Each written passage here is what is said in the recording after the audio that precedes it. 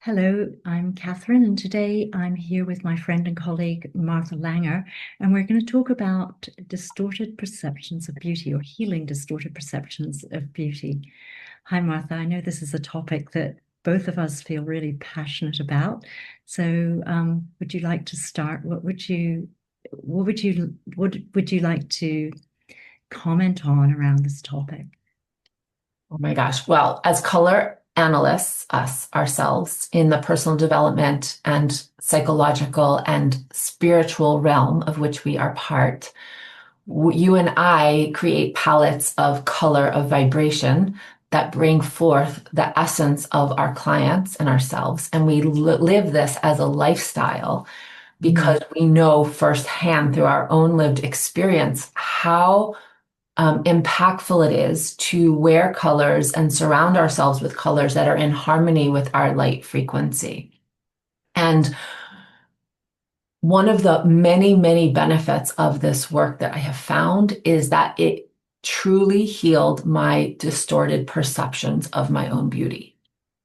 That in a culture and society where women are taught that we are too tall, too short, too fat, too skinny, that we should have the ideal visual look based on, media and models and all of the um, um, transmissions of what the media expects and perceives as beauty, that impacts our psyche and makes us feel not pretty enough, not good enough, too fat, too thin, too this, too that, right?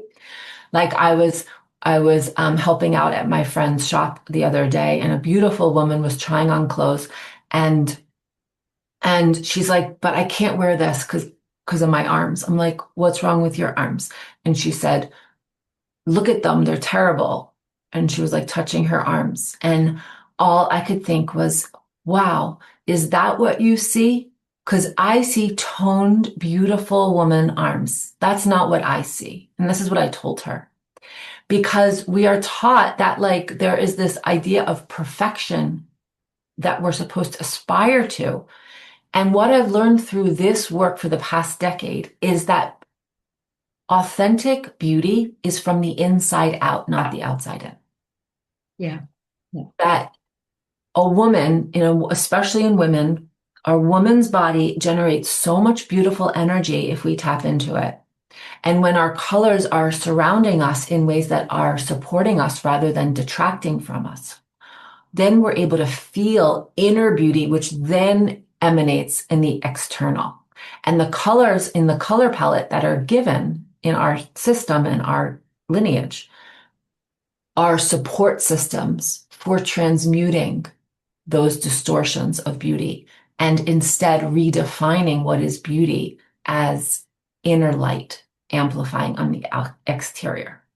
Yeah, that's a beautiful statement. So when Martha's talking about our system and she's talking about our color palettes, the system we practice comes from the lineage that was started by a woman called Suzanne Caygill. And certainly one of the things I first appreciated about this was her saying, Mother Nature does not make mistakes, that everything in the system was built from looking at nature and seeing that everything in nature is in harmony, and therefore taking that into human beings and then saying, no, there are no mistakes here. Everything is, about your hair, your color of your eyes, your skin tone. It's supposed to, it is all operating in a harmonious, coherent way. And it's not only that, it's also things about the sound of your voice, the way you move, the shapes of your features. There's nothing wrong with anybody. And I think that's such a healing statement particularly for women we've all been subject, as you say, to lots of messages about, cultural standards of beauty. And for people to start through this system to start with to change their mindset and start from a new basis of, no, there's nothing wrong here. everything is perfect as it is. How do I address that? Oh my gosh, that's so beautiful. I have the goosebumps from you sharing so beautifully. Exactly. Everything is perfect. And now what? Do I need to change anything? No. What do I want to do? I want to amplify my inner light on the exterior. Yeah, amplify is such a good word. Yeah. Yeah. So, like right now, the kimono that you're wearing, right? It amplifies your eyes. The complexity of it and the colors of it create a beautiful energetic flow for your twilight essence, right? And that just enhances your external visual beauty, but not because we're trying to impose anything onto you or change you. It's instead to create a continuation of alignment of who you are on the inside out. And Mhm. as you said, the color, the way we determine a color palette is through the unification of the pigments of the hair, the eyes, and the skin. It's not just like what color is your eyeball, of which there are so many colors in everyone's eyeball, right? But the unification, which is so much of a bigger premise, a bigger idea that we are part of nature. And the unification of all of our coloring emanates a light frequency from us. And then if our clothing um, is consistent with that, Yes. then we feel beautiful from the inside out. And plastic surgery, embodied alterations, I really feel are less important because that's not what you're seeing when you look in the mirror anymore. Like when you're wearing your colors and living it for maybe a couple of years, you don't see the imperfections in the same way. In fact, when you're wearing the colors, some of the quote imperfections actually diminish in terms of visibility. Like right now, you're wearing a skin tone for you, and it makes your skin glow. And we're not looking at your wrinkles, of which there are some because you're Oh, aged. of course I have some Right. because of my Right. age. Yeah. But we don't see that because we're seeing the light frequency emanating from you. And so it's such a healing to start to look in the mirror and see ourselves as perfect natural beings. Yes. And I think because of that, it's like when I look in the mirror now, I'm not as self-critical as I used to be.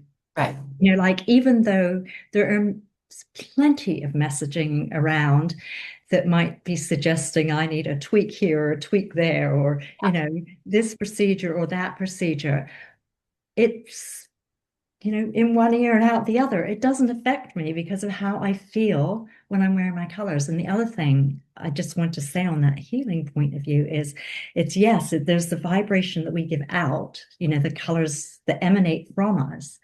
And what was a real surprise to me when I first started wearing my colors, and probably it took a while to really realize this, because I think you attune, don't you, to the colors the new colors that you've been given. It takes a while to really sort of adopt those.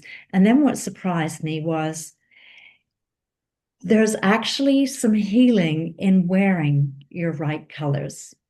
It's like they are actually the vibration of the colors are working with you in a way that feels good. And now, like if I were to take this off and put like an orange top on, which is not it's not in vibration for me, it would just feel wrong. I'd be taking it off. So there's something in that vibration that I know isn't right. Whereas if I put like this dusty pink on, it feels good. Yeah. That was a Right. surprise to me. Right. And so because it feels good and it's reflecting light frequency onto you, it has the ability to shift the perceptions of how you perceive yourself. Mhm. If Yes. you were to put on an orange top right now, it would create all kinds of um, reflections onto you that would not make you look super, super beautiful. Yeah. And so you're, Wrinkles a lot more. yeah. And so exactly, yeah. And so your eye is going to go to those things. So it's like retraining what we see and how we see ourselves and each other. in such a beautiful way. And I want to just talk for a second, if it's okay, about the gray.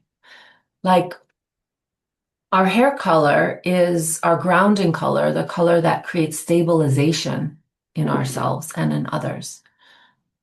And I was dyeing my hair for a bunch of years so that the little few grays weren't coming in. And when I stopped doing that, um, there's a gift in this color for me.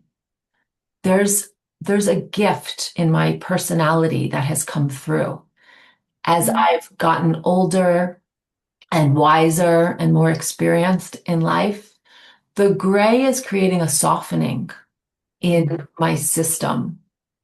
And if I were to look at my gray and say, oh, well, according to the beauty standards, that is ugly, you have to cover it up, right? You look too old.